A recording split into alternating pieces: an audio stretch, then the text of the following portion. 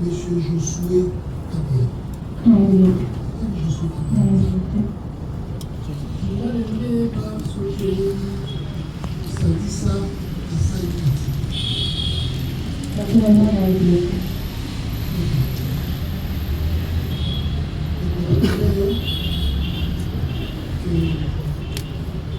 Kasai Salisa Patili, même le tour avec les Monsieur Josué Kabea, le représentant comme étant producteur de la manifestation d'ailleurs, que nous appelons le souci que nous s'affirme bien le tout à notre soja, et que quand j'ai dit, médecin et le tout à son matin, on a quelqu'un qui contacte Monsieur Josué Kabea, l'équipe, il y a les abattus. Parce que c'est une bonne chauffeur. À quoi qui vous donne les lignes, les citoyens, vous avez que ça là, en fichier. Allez-y. Merci, Monsieur le Président. Ngana Ndeko Platini, Tokotonaki navire à tournage à partir de quoi à 15h, représentant qui peut discuter. Namona Kinaïta, on était collé à Taïlanda, n'a pas de Tuka, Oyo, la Louaki, place de la Monaki Ndeko Platini. Producteur, non réalisateur. En gros, n'a signé qui contrat, non réalisateur. Réalisateur, tu peux travailler un bon mot. Il y a une organisation. Azan a droit de nommer chauffeur, Azan a droit de producteur. Il y a une charge d'équipe. Tu as l'équipe mon côté. Tu as les cas de contrat, il y a tournage. Réalisateur, tout parce qu'il y a une différence entre réalisateur et producteur. Là, la signature qui sont réalisateur. Comme on a dit, Jacques M. Baïmbal. Jacques M. Kem. Baïmbal. Il y a des réalisateurs. C'était quel contrat? Contrat de tournage, d'équipe. La clip. Qu'est-ce que lui devait faire? Dans le tournage, il y a qui chargé à l'organisation à tournage. Mais il y a qui charge d'aller. On a fait un coma, et puis la scène où ça. Pourquoi? Parce que je pourquoi avec qui Baïbaï Jacques comme réalisateur, vous avez la Platini et Zali. Équipe là. Asi, il y a au moins l'équipe Platini comme tant que comme qui est là là, il a un bon attaque à Motuka. Il y a non à Oyazalaki. Mais il y a qui est réalisateur. On a ces qui perdent ça avant la Kikolata. Il y a des réalisateurs. Il y a Kotaki. Donc, pour tout le monde, ceux qui ont tout le exactement.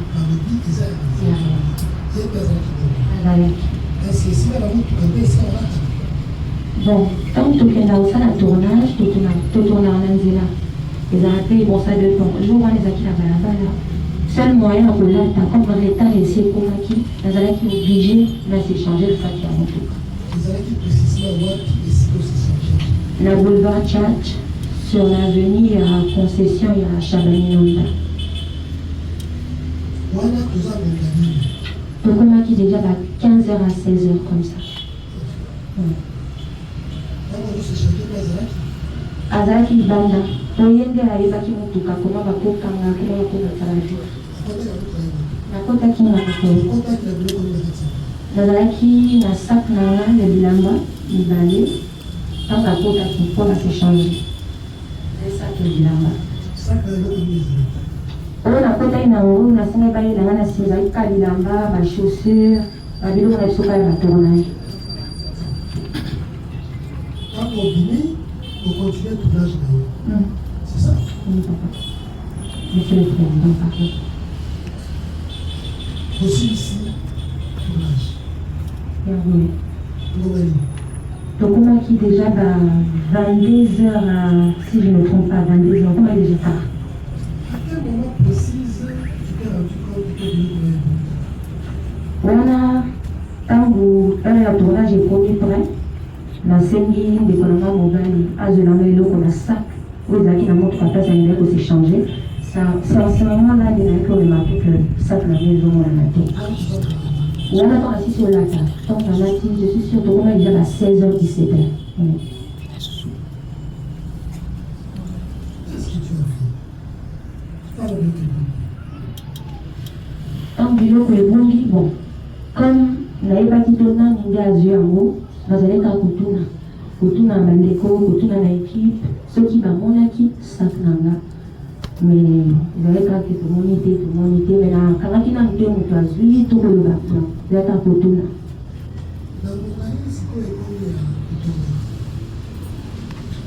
Ezalaki mpenza kotomboka te, ezalaki plus kolela na mawa po nga nazala mpenza moto akanda mpenza te. Ekomaki ntango tokomi je crois tokomaki 17h, non 19h, 20h wana tosisi tournage te. Ntango nakomi moko kolakisa bango ke ça va pas, il faut baaider nga na lukasa bandeko nanga kaka bandaki otuna bato mosusu te nabandi olelalela wana, mais c'était vers 20h, 19h. Est-ce que okanisaki totuna mpe ye atini? Bon, nayebi ete nayebaki ete baprésentaki mpe biso ete courage wana ya kotuna moto nazalaki vraiment nango te, apart kotina bandeko nanga nde balukelanga solution. Ntango tozongi na boulevard Church totali bavideo de surveillance place tobandaki tournage na biso. Ntango balakisi biso bavideo bato oyo bazalaki na biso wana déjà babandaki komonaki moko mouvement ezalaki bizarre, mais moi personnellement nazalaki te koyeba ye nde azwaki yango. Ezalaki na ngonga wana te na moke na bandaki okanisa ye nde azwaki yango. Nous sommes sur le boulevard Chati. Comment est-ce que vous vous êtes retrouvé la galerie Saint-Pierre?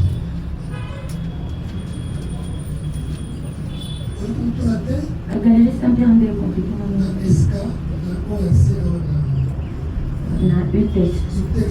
Oui, voilà. Tout se passe sur Chati. Oui. Et la normalité, kasi vous se retrouvez dans UTEX Afrique. Quand tu es na showbiz, place la scène to solo là. Quand la remettre biso téléphone, le temps amoni bakmoni déjà que téléphone est dit et pas na na moto kaka na au place to fuyaki. Ya balimbango. Quand il y a kimi, les places tu peux se retrouver. Après le kimi, on peut se retrouver dans UTEX Afrique. Natikalaki sur place wana on bakimaki na landa yebango te. C'est normal que comment soki nazali kobangela parce que azali okima na makadar bani te banda koya ekokai mpe kopita ye ntango asali eko akimi asaute reste là kozwa suite par exemple de bakoki kozwa ye epe baya koyebisama, mais j'étais calme en tout cas.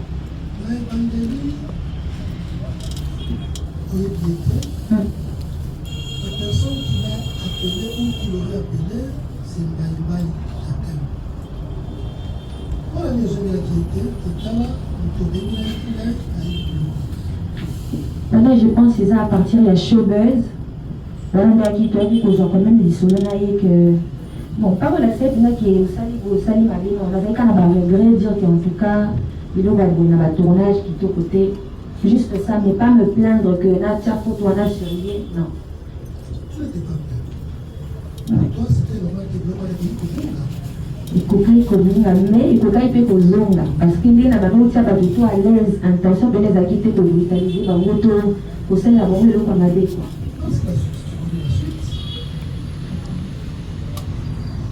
Toi, tu as analysé et malheureusement, tu as fait la casse. il y a un tabel, c'est quelqu'un que tu connais. Tu l'as vu, effectivement, on va pas quand même travailler, c'est un peu. Mais tu peux quand même que tu n'aies pas un réalisateur, on peut le là qui n'aille. Si on peut, ma participation à la chef de l'agence, il y a qui pour notre téléphone. Là, nous sommes à qui on a qui déjà toqué des minuit comme ça. Minuit, 1h, oui, c'est déjà très tard. La minute déjà, ça va être qui est maintenant. Je peux avoir peut-être des confusions par rapport à la détail métier, parce que je l'ai qui déjà libéré. Beaucoup excusez-moi, monsieur le président. Mais c'était quand même très tard déjà. C'était très tard. Oui. Mais déjà, Azaraki, assis à Bakami. Ouais. Il a dit les raisons pour lesquelles il m'a combattu. C'était la brutalité, la le fait qu'il s'est retrouvé en insécurité, alors, qu'est-ce qu'il fallait faire? Pourquoi les femmes à ce moment-là? En parlant de la brutalité, Azanazo Kanga, Nassala qui quand même effort pour protéger la brutalité de par monsieur le président. Nazaki kosala nyonso atambata bazetaite. Moto asimba ki azate. Moi je pense bazaki ka rappelé, bazaki énervé comment on a été tourné depuis journée mobimba. Ozana biso déjà on a avoué que ozo ki biloko limisa kaka. Et je pense que la dernière, mais c'était pas la salle MAB, tout va détailler. Je ne pense pas que c'était ça. Mais au moins, on peut noter qu'il a Akimaki. Akimaki. Oui. Quelle était ta réaction quand Akimaki pendant un moment, c'est à partir de ce moment-là, les chefs de sécurité allaient à proposer Bisso, à le Bisso, c'est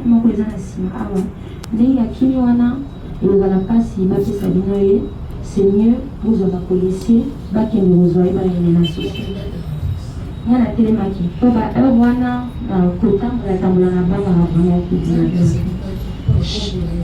chauffeur Nanga, Akenaki, na agent moko ya équipe ya monsieur Jacques Mbele, réalisateur.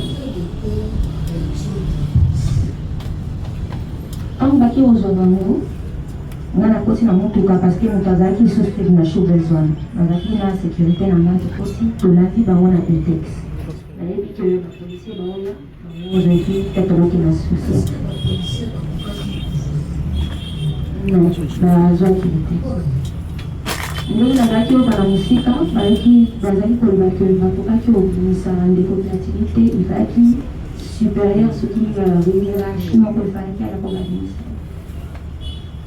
Et pas il y a des gens au place qui va qui finalement, vous faites non, mon tout cas. jusqu'aux petites zones qui Oui. Bon, je pense que oui, c'était important parce que de un, nous avons quand même l'espoir qui n'a pas pu retrouver plus haut là. Et puis de deux aussi, nous avons été à niveau qui a qui déjà tu connais que solennel bien, en tout cas tu connais le roi qui m'a bandé, quand tu connais que négocier dans des déplacements, mais avant il y a Akima.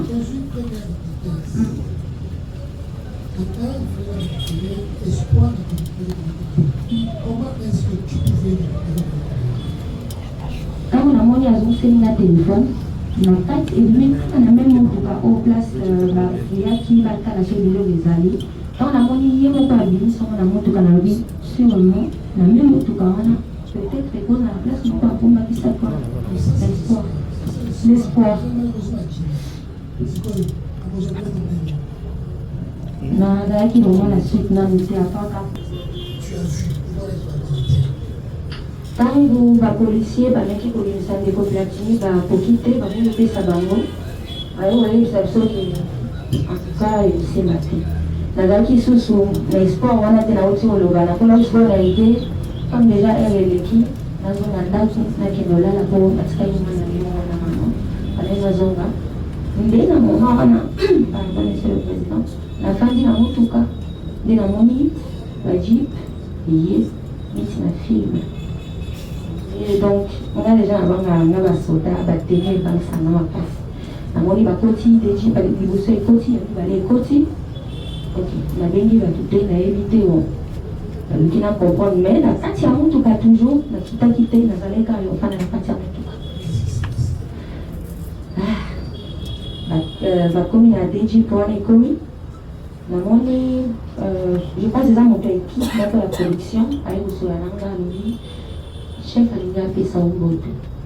Ok, chef. On va se faire mon conduit, ça l'a donné, papa. Allez, respect. C'est vous, madame Révo, oui, c'est moi. Qu'est-ce qui s'est passé? Il n'y avait pas trop de détails. Tout cela était la milité. À part le lui, ok. Azak, le lui, Azak. Ok, Azak, en tout cas, on a qui est ça.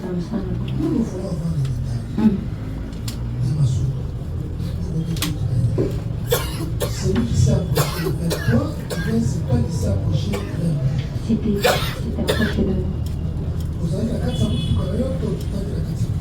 On a quand même tout à temps avec beaucoup de respect, on a technique, on a essayé de monter, et puis la zone, on a tout à place. Est-ce qu'on a battu le lieutenant Sabalo. Non, on a les réseaux sociaux. Les réseaux sociaux, papa. L'information est partagée qui est c'est sur les réseaux. Exactement.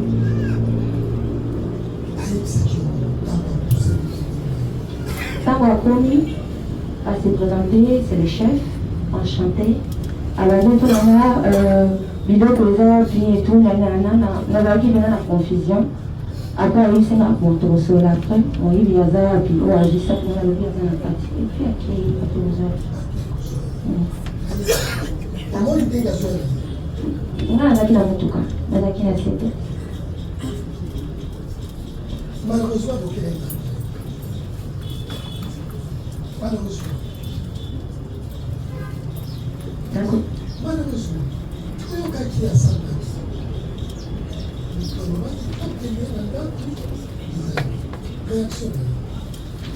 Déjà, on a évité personnellement, à Antoni, on a évité, Naza na kati ya mutuka, asengi ya upesa na mbote, par respect na pesi, akiosa la service na zongi na mutuka. Tant qu'il y a un zoom de coopérative, directement, na mona il va côté na mutuka. En tout cas, na personne qui n'est suspect. Apa mbote apesa kinga suka ina iwana na place wana mwana tika na mtu anatangi portier et puis na matinda.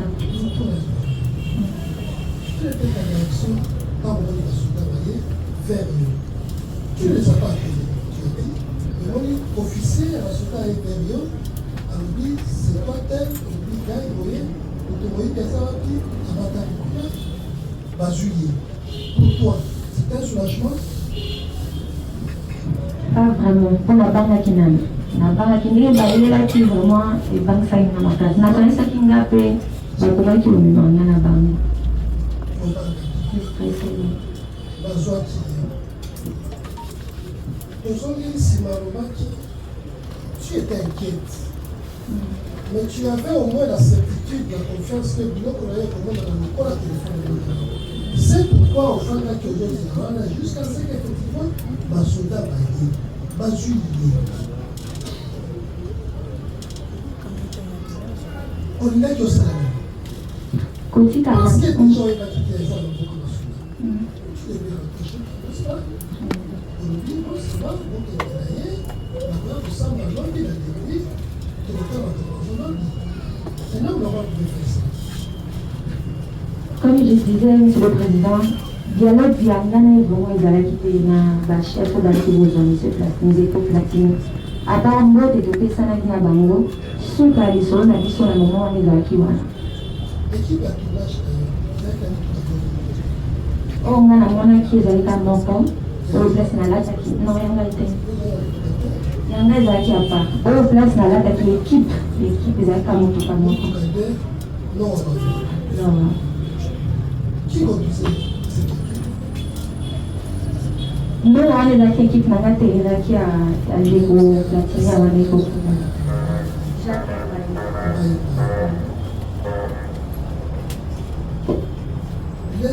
éléments du dossier. Kosamba, il y a basoda ou basamba qui est dossier d'ailleurs. La Kosamba, le place d'abord. Au Kokimalabino, la Texas Africa, direction Washington. Déjà bon. Pardon, monsieur le président, même qui compte. Tango Bobimi, la Texas Africa. Ok, nakenda ki epananga kolala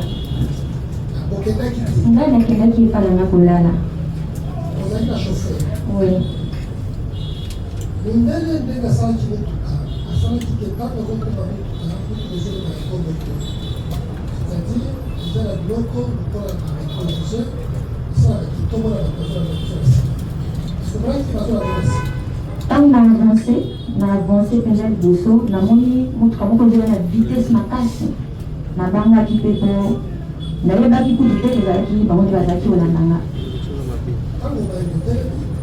nabangi natelemi nakiti te po tokomaki deja tokende ba 4 heures epuis na balabala bongo ezalaki bien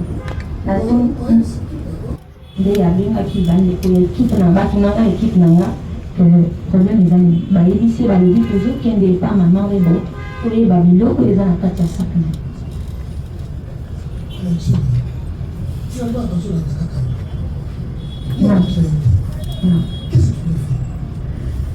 na minute wana monsieur le président nakokosa o te ngaka kobanga nde ezalaki na kati ya motema yanga po basoda na nga relation eza te nayoki baolanda nga bon côté mosusu ntango alobi ke balingi bayeba biloko eza na kati ya sak na ye ete ezalaki droit na bango te bayebi mosala baosala nalobaki kopesa bango mot d'ordre te to kopekisa bango bango bayebi baosala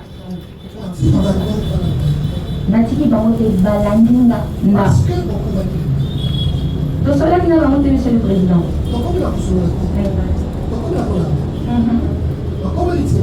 balandi nga tika na ngai nga nakotaki moto liboso po bango natikala ete na sika okende mbango bafongoli nga clôture nakoti na concession na biso po tozala mo ebele na baconcession epuis namoni ji na baentre na biso baagent ya sécurité bali bafongoleli bango epuis balanzinga na bando lipela moko bakisa likolo parce que j'étais un peu na tête ya badipuse libuse na ordre ya monsieur Zaba kasi ngai nafanda ntango ye ntango basinstalle parce que place toyambaki bango déjà place nafanda wana eza concession ya bato toza na bavoisin toza na bagénéraux ndako nango ezalaki mwa mosika donc eza bato na maîtrise te baye kofanda wana monsieur le président natelemi na nsima na ye nazoyeba te longi ezango lekana wana il m'a demandé de m'asseoir en face de lui naye nafandi par respect et c'est par là il a appelé monsieur Ndeko Platini po abanda sikoyo kointerroger biso toyebi lolenge nini basoda bapesaka matini olobi libadebade de basoa na makasi to na boboto ayebisaki nga kaka madame oyebo ofanda soki okoki kofanda interroger biso tozalaki biso tuka nde tokutaki tournage nde mpe toyaki esananga il a commencé avec moi atuni nga nayebisa biloko nini ezalaki na kati ya sali nanga napesaki ye badetail je sais que c'était vraiment pas important mais comme nazalaki na confiance nayebi que ekoki kozwa solution nde nazalaki oblige akosali ti sikoyo nano solution emonani te atunaki abengaki ya kotelema po atukoyeba question alors atunaki ye est-ce que oremetaki téléphone ya madame webo ondimiki aremetaki téléphone ete atuni ye 5 ti wapi alobi nabowaka ti yango yango kanja atunaki donc ngana balaki ko en tout cas na balaki contrôler eloko te na mie tona azalaki sans pouvoir nazalaki mpenza donc lokala ya bato nyonso et pas la foutelaki azalaki masesana oui. Tu as vu ce qui s'est passé. C'était bon. On a monaki après qu'on interroge biso à Sénaki de Platini à Ministabilo Kazaki dans la poche na monaki à Bissaki ba papier mouchoir téléphone na bon mon qui pas volonté na Bissaki bio na poche après à Sénaki à longola elamba na pantalon à longoli ok na zavana ka solate na tanga la militaire na monika ba allonger na c'est sous tes yeux qui se passe. Je suis active. Oui, monsieur.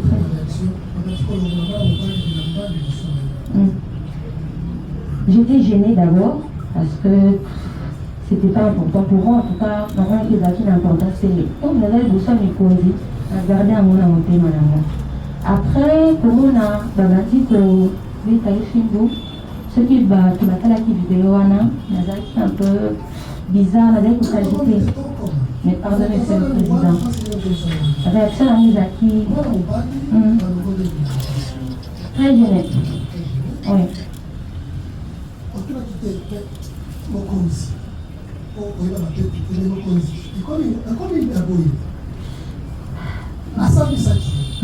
Tu as dit les circonstances de notre pays a été espoir de retrouver notre pays. Mais combien de problèmes de l'enfant? Qu'est-ce que tu fais de la vie dans la tête? Qu'est-ce qu'ils font? Est-ce que c'est important de faire dans ma tête? Parce que maintenant la télé, ah papa, je veux dire, avec quel pouvoir? Non, nous ne sommes pas sur le pouvoir. Nous sommes chez toi. Ça te gêne toi-même. Oui. Non, tu laisses ça. Pour te dénailler, c'est la voix qu'on s'en va non plus. Pour venir à la police. Cela ne se passe pas chez moi. Tu as laissé faire. Monsieur le Président, premièrement, comme Nazala qui, voilà, en parlant même de pouvoir, comme la Béca qui m'a quitté, n'avait pas quitté comment que Solana, monsieur le chef, directement comme ça. Je ne savais vraiment pas comment lui parler. Tant déjà, Babandi, Nazala qui le calaté, on dit ma femme, comme c'était pas sous mon ordre, il était là, donc j'étais un peu distante. On a monté, mais j'étais gênée. J'étais vraiment gênée. Cette séquence-là a fait combien de temps? 2 fois. Non, la séquence de chez toi jusqu'à ce que la en tout cas, tout ça qui même pas 1 heure du temps. Non.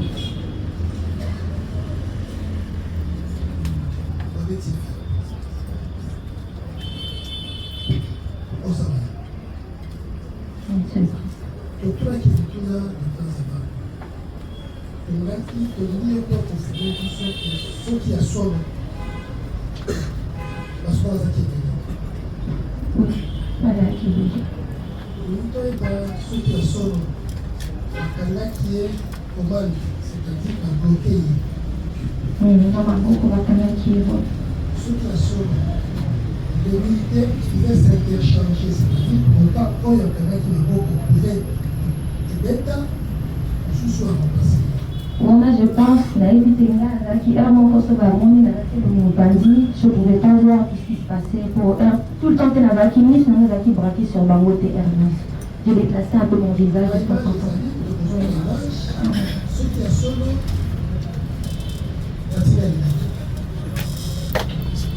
Adam Laki, pour pencher comme ça en bas, Laki pour crier. Oui, crier. Donc, on a demandé si elle n'est pas, donc on va prier. Ceux qui ont prié, il y a essayé. Non, il est essayé. Laki n'a pas dit. Il passe. Et tu as supporté ça? Non. Non, tu as supporté? Non, Monsieur le Président. Non. Quand on va dire fouet à tous, mais pourquoi? Parce que tu as de l'influence. C'est chez toi. Pourquoi Okoyaki Batika Osala Bongo? Laissez ça chez moi. Allez-y à la police ou allez-y. Bon, mais c'est que ça va pas plus 1 heure du temps, ça va. Les images ici ne font pas même 1 heure du temps, c'est quelques secondes. Quand on écoute seulement les images, les cris de détresse, ça fait pitié. Mais quand tu as supporté pendant plus de 30 ans,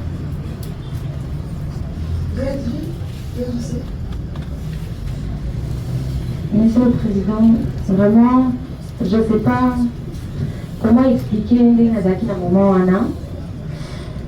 Na ebandeli tango na lobi na banaki otika bakonzi basala mosala na bango po bayelaki yango tant que nga na bengai bango te nayebaki te comment kopekisa. Na ebandeli nazalaki kimia na motema nazolela. En moment, natali obandi pouvant même regard ya motu moko oyo akodoka kozwa courage akolobata stoppe. Mais quand on a remarqué mon côté à qui courage, j'étais la seule personne en ce moment où on a combattu aussi ma pardon. Bali di sabatika kobeta.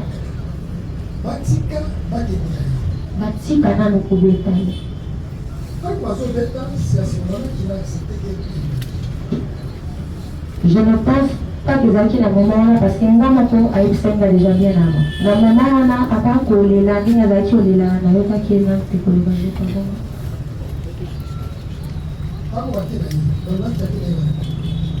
En tout cas, la seule qui n'a pas monté, à part quand le bâti kobetaye, le bâti a besoin de contact non et à son équipe, ceux qui va qui n'aller, va appeler ça, ceux qui vont trouver ça ou pas.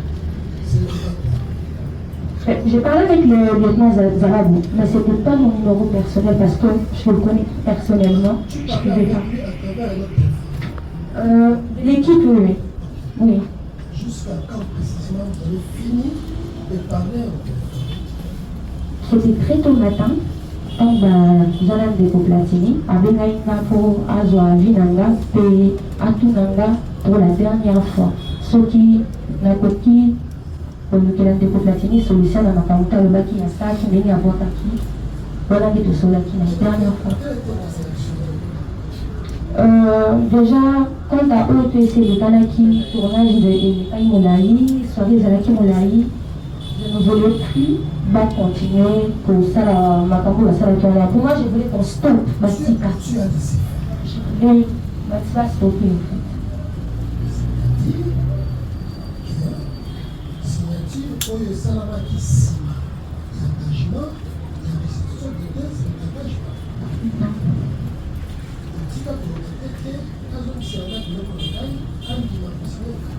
Non, monsieur le Président.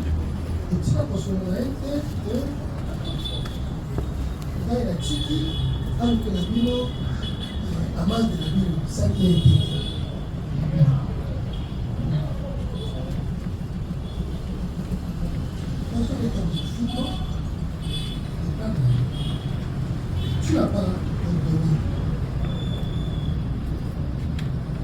Mais tu as laissé faire.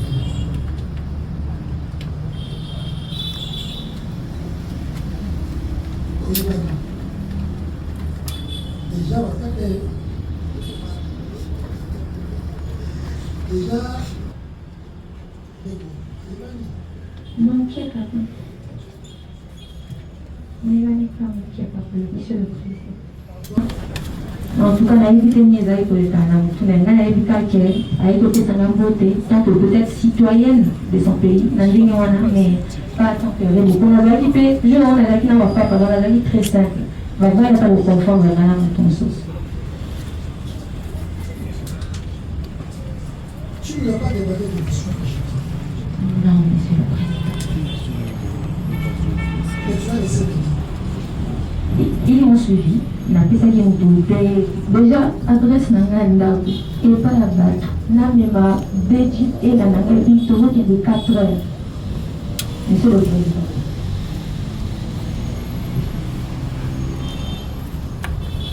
Mais quand il suffit, si vous faites des clients, si vous avez pas d'appel, vous serez dit, là, et si tu as retrouvé ta posture, et tu regardes. Tu as autorisé que cela se passe chez toi? Non. Non, monsieur le Président. Tu vas y aller? Oui, monsieur le Président. Tu as fait le secours? Nazaki nga mon côté. Wana, Nazaki na équipe mobimba ou d'okai na tournage. Donc, bientôt vous allez voir mon Kangamina Nini, toi là, monsieur le Président.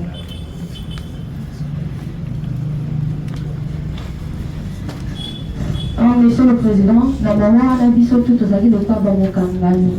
Le chef a décidé de mon d'ordre de Fanda, na Congo, Bissona le Soudan. Pardon, Monsieur le Président.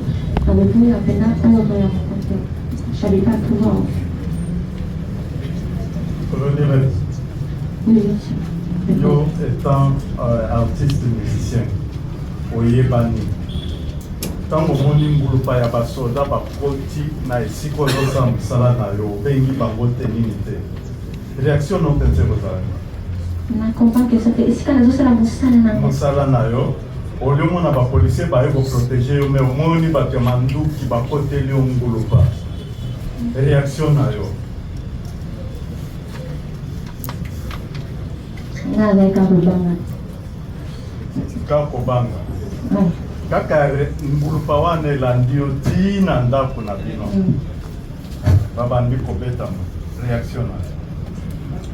Après que nous avons courage à coller la bango, que c'est la pardon, batika, et donc on a été au stade et la na esambeli ya ndeko moko awa kalsa nani lieutenant sababu alobi nimero na yo ebengaki bango okokoyebisa tribunal moto azwaki nimero na yo abenga bango ke boya na secour ya artiste aza na danger. Non, numéro na ngate. Ndaki numéro na ngate. Eza pe ngate. Eza pe ata moto équipe na nga moko te. Olingi olobaki équipe ya basoda na eyaki ya lieutenant Kazaki na magie. Mais on va apprendre avant l'auditorat militaire que Zalaki va tuer équipe et réalisateur.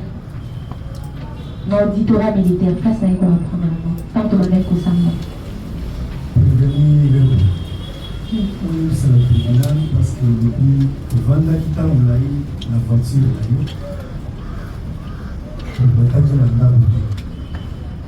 jusqu'à ce que l'État ait acquis, qu'est-ce qui t'avait motivé la population pour ce que nabandaki kofanda na ngai wana kozela na yote ezali kozala bapolisi mpona atindaki na susi ya baya kozwa ndeko platini place mpona wana mwai makambo ezaki esila kofanda ezalaki wana kozela ntina suka bazoyesa biso ke kobimisa ndeko platini te des histoires je voulais rentrer à la maison c'est en ce moment ils ont intervenu ndenge bayaki na ye bali pete nde bakomaki avant arrivé à lieutenant Zababu na suite na ye ya basoda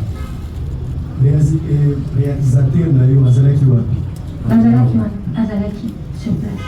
Et quand les lieutenants s'est approché devant vous, les réalisateurs étaient où? Ils étaient là. Par contre, je prends demandé par accompagnant qui est vers là. Bah, il y a qui est vers là, oui. D'accord.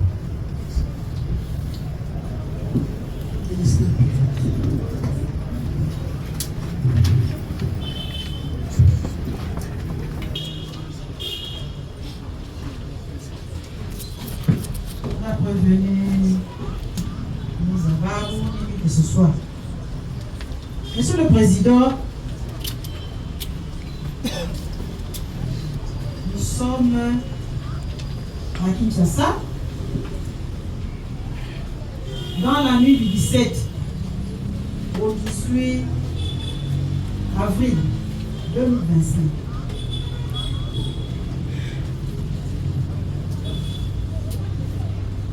Entendre la prévenue, vous l'en a parlé, Monsieur le Président, c'est comme si elle ne sait pas, elle avait des émotions, elle ne connaît pas, elle ne connaît.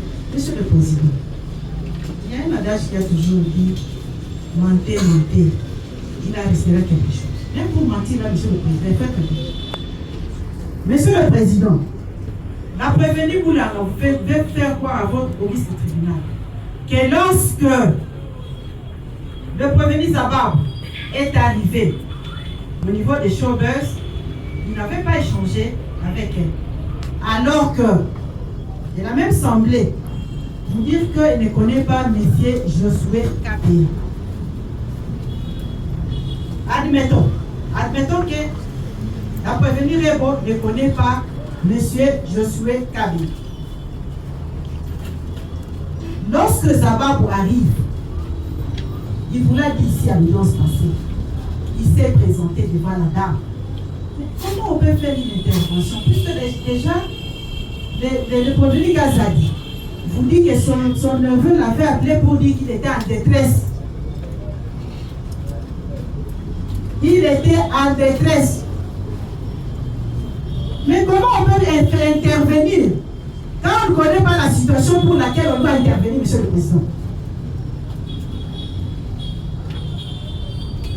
Le prévenu Zababou a eu le temps d'échanger avec la prévenue Moula.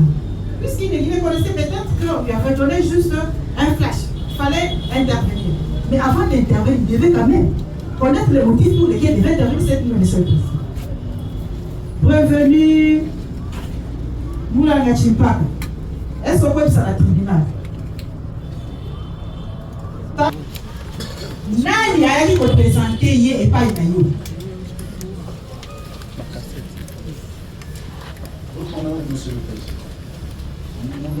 C'est la question posée au prévenu. C'est la question posée à la prévenue pour la. Je ne réponds pas à la question. Je ne réponds pas à la question, madame. Je voudrais obtenir du tribunal que nous puissions compléter les réponses que notre client réservées au tribunal avant que M. Philippe pose sa question. Nous allons également la compléter par rapport aux réponses qu'il va donner. Allez-y. Merci beaucoup. Madame, Monsieur le Président, l'affaire est simple. Le ministère public a tenté de compliquer cette affaire inutile. En ceci, je complète. J'ai fait des observations là-dessus. Merci. Il y a une chaîne que le ministère public, on ne sait pas quelle fin, a interrompu. Madame Léon contacte le réalisateur. Le réalisateur va contacter une agence de services, la couronne. La couronne va mettre à la disposition non pas du réalisateur, non pas à la disposition de notre client, mais à la disposition du conducteur et le véhicule et les chauffeurs. Mais ces personnes et le réalisateur et les producteurs, le ministère public les a entendus. Il a interrompu le maillon de la chaîne. Il sait pourquoi. Au sujet de la parcelle, ce n'est pas chez moi, c'est notre client. La situation est la suivante. Quand vous entrez dans la concession Oasis, vous avez beaucoup de résidences. Quand vous entrez au camp, parce que moi j'ai grandi au camp, vous avez des espaces communs qui n'appartiennent ni au lieutenant ni au sous-lieutenant, où chaque public peut accéder sans qu'il soit sous l'autorité ou sous autorisation d'un des occupants. Là, vous sous-entendez quoi? Je sous-entends que là où on a amené M. Platini et notre cliente pour les interroger, ce n'est pas sous l'autorité de notre public. Non. Sauf comme on vous a dit, on lui a dit, mets-toi et vous jugez une femme. Vous avez réagi aux affaires. Sincèrement. Monsieur le Président, nous sommes dérangés par une personne que nous ne maîtrisons pas derrière. C'est qui là? Nous avons droit à la sécurité. On lui a demandé de se déplacer, il ne veut pas. C'est qui là? Et il persiste. Calmez-vous. Monsieur.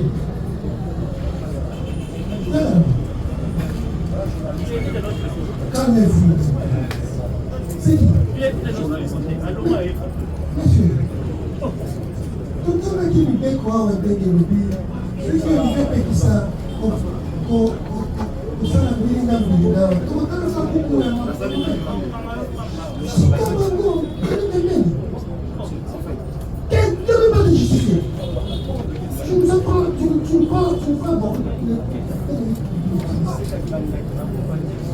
Ça va.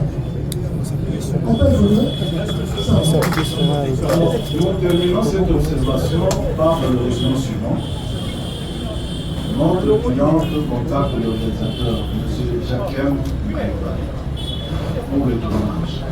Celui-ci va contacter le producteur, M. Josué Kabeya. Ce dernier va contacter une agence de location de services. Quand il y a eu l'incident de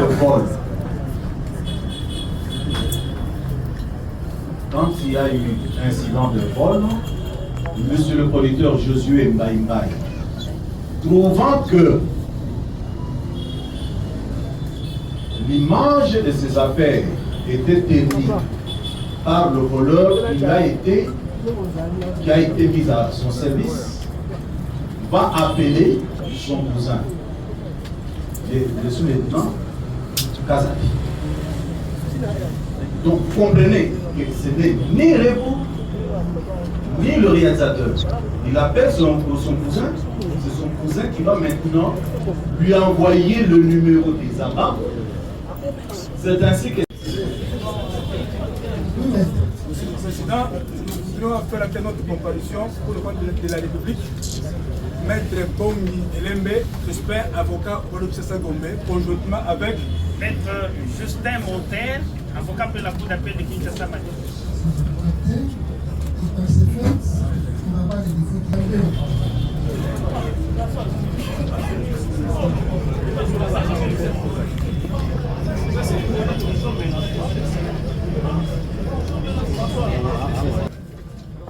Notre explicite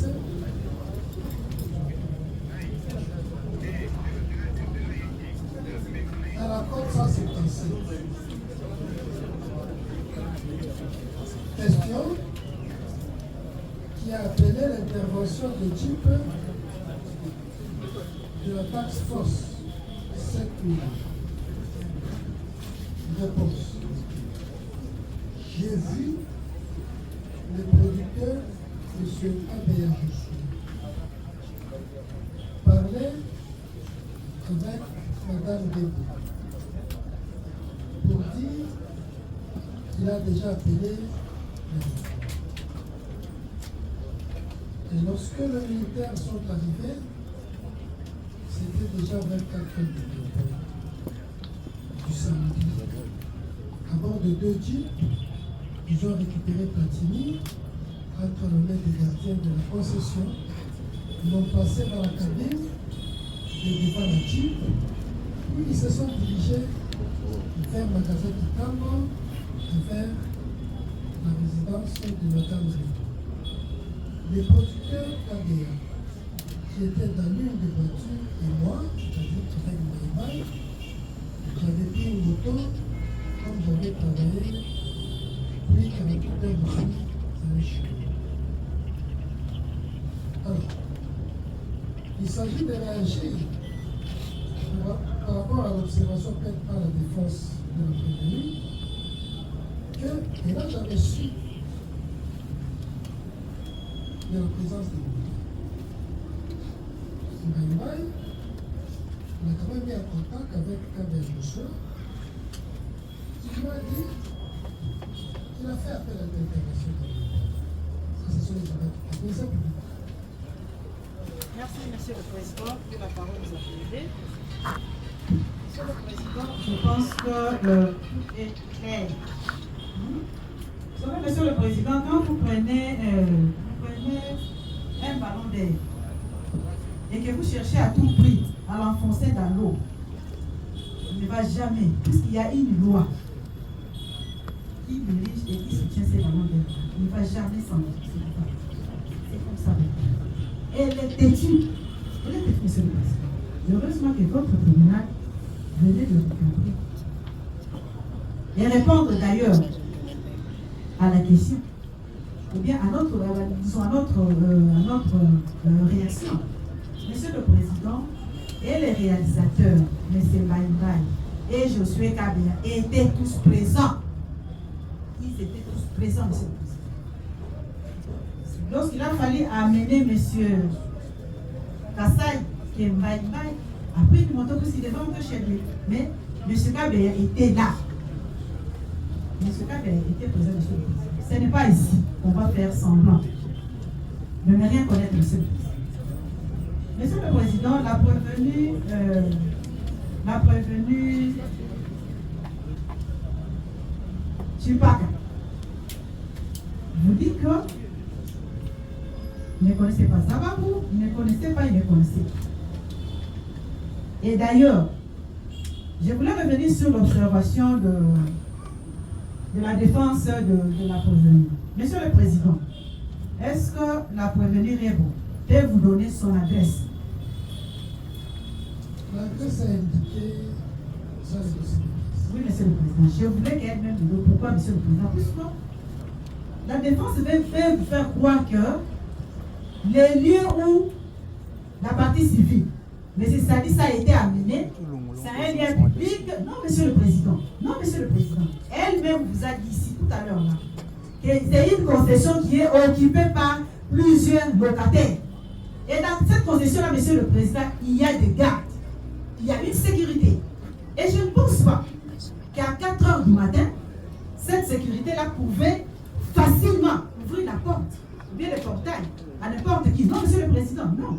Non, Monsieur le Président. Si la task force avait intervenu, c'est puisqu'il y avait opposition, il y avait une résistance de la part des gardiens.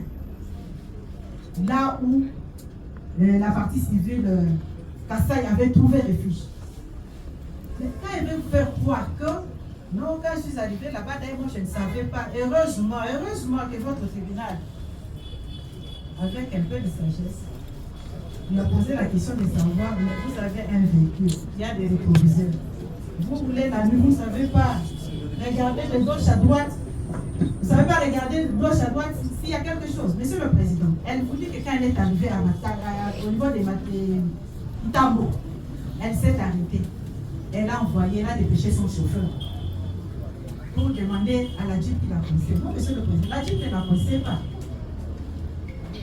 Les prévenus Zababou, vous avez dit ici que lorsqu'ils ont récupéré la partie civile Kassai, c'était pour l'amener. Monsieur le Président, soyez apaisés. Soyez apaisés. C'est l'homme qui a peur. Soyez apaisés. Nous avons la parole, oui. Nous avons la parole. Laissez-nous parler. Oui, Monsieur le Président. Zababou vous dit ceci. Que lorsqu'ils sont arrivés à récupérer, ils ont réussi à récupérer la partie civile Kassai. S'ils se sont retrouvés dans la résidence de Mme Rebo, c'est puisque c'était sur sa demande. Le prévenu vous a dit ça, Monsieur le Président. Si ce n'était pas sur sa demande, Monsieur le Président, quelqu'un qui vous coince la nuit, vous dépêchez votre chauffeur pour demander pourquoi vous me coincez. Je ne sais pas quelle réponse le chauffeur lui avait donnée. Mais si elle n'avait pas donné son accord, comment est-ce que les deux jeeps, puisqu'il n'y avait pas seulement les deux jeeps de militaires, il y avait sa jeep qui était devant. Parce que c'est elle qui connaissait l'adresse. C'est sa jeep qui était devant. Si les militaires ont ramené la partie civile Kassai dans la résidence, c'était sous demande de la prévenue Rebo. Monsieur le Président, je ne sais pas. On a peur, je ne sais pas. Bon, nous autres là, on est en fait enfants des militaires là. On est grandi pour l'a tenu pour nous. On a grandi avec ça. On a grandi avec ça. Mais ça aussi, ce n'est pas une raison, Monsieur le Président. Parce que les militaires sont venus à l'intervention, pas pour la partie civile et Kassai. Non, ils sont venus pour intervenir pour le cas de la prévenir. Mais vous pouvez avoir peur, Monsieur le Président. Elle n'avait pas peur. Elle n'avait pas peur, elle était confiante. Elle était confiante, Monsieur le Président. Elle était confiante. Votre audience de tribunal a posé la question de savoir, lorsque vous êtes arrivé chez vous, je ne sais pas, on vous dit que c'était dans une cour. Oui, admettons que c'était dans une cour. Monsieur le Président, vous avez le temps de vous asseoir, alors que vous avez dit tout à l'heure là que non, moi j'ai quitté, je devais aller dormir. Et vous qui allez dormir, comment vous êtes arrivé là? Comment vous êtes assis en présence? Et vous allez me dire que c'est les prévenus. Non, Monsieur le Président, l'accord a été obtenu déjà à partir de Chobès. Il devait se rendre là-bas, puisqu'il fallait trouver un arrangement à l'amiable. Ce qui a été répété plusieurs fois par le prévenu Kassai. Quand il vous dit que non, on voulait seulement trouver un arrangement en famille. Monsieur le Président, c'était dans Disons, l'accord était déjà donné là. L'accord était déjà donné là, Monsieur le Président. Ce n'est pas par hasard que les militaires se sont retrouvés dans son domicile. Ce n'est pas par hasard, Monsieur le Président. Ce n'est pas par hasard. Et elle vous dit, elle le déclare haut et fort. Non, tant que vous avez un yokima. Waouh. Monsieur le Président, si aujourd'hui, l'on veut faire croire à votre auguste tribunal que, je ne sais pas, c'est par pitié, c'est par amour, je ne sais pas par quoi. Monsieur le Président, il vous dit qu'elle a été gênée. D'accord. Si elle avait été gênée quand elle a vu la partie civile Kassai être déshabillée, pourquoi dès le départ, si réellement elle n'avait pas cette intention-là, pourquoi elle n'avait pas interdit aux militaires? Et quand on vous dit qu'elle avait le pouvoir, non. Les militaires étaient venus pour sa cause. Les militaires étaient venus pour intervenir pour sa cause. Comment peut-vous dire qu'elle n'avait pas le pouvoir? Cette nuit-là, ni elle, ni son équipe étaient disons, détenus comme l'autre, non.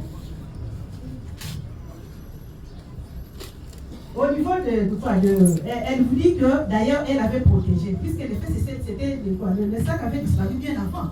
Elle avait protégé, oui. Mais si de l'autre côté elle avait protégé, pour qu'on puisse pas la gifler, pour qu'on puisse pas faire ceci, cela. Mais comment on a torturé chez elle, à sa présence, Monsieur le Président. Assis en train de s'assurer que non, le travail serait bien fait. Monsieur le Président, on me dira que non, voilà, l'immoralité n'a jamais été récompensée. Oui, l'immoralité n'a jamais été récompensée. Mais moi, quand j'ai lu ma constitution de la République démocratique du Congo, n'est-ce pas? Il me dit ceci, à son article 17. On me dit ceci. Si vous permettez.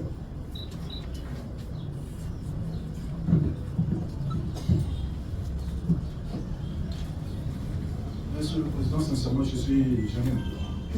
Merci, Monsieur le Président. Soyez à l'aise. Soyez à l'aise. Soyez à l'aise. Nous avons la parole. Nous avons la parole. C'est juste un rappel que je préfère à la partie prévenir. Monsieur le Président, si vous lisez l'article 17 de notre Constitution, voilà ce qui est dit.